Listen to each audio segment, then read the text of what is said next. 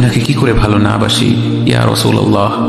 যখন আপনি আমাকে ভালোবেসেছেন সেই 1400 বছর আগে, যখন আপনি আমাকে মিস করতেন, আশা করতেন যেন আমার সাথে দেখা করতে পারেন, অথচ তখনও আমি জন্মই হইনি। সেদিন সাহাবীরা আপনার চোখে পানি দেখে বলল, ইয়া রাসূলুল্লাহ, আপনি কাঁদছেন কেন?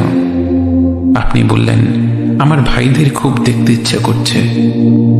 সাহাবীরা বললেন, আমরা কি আপনার ভাই নই ইয়া রাসূলুল্লাহ?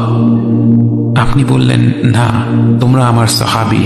আমার ভাই হলো তারা যারা আমার পরে আসবে এবং আমাকে কখনো না দেখেও তারা আমাকে বিশ্বাস করবে।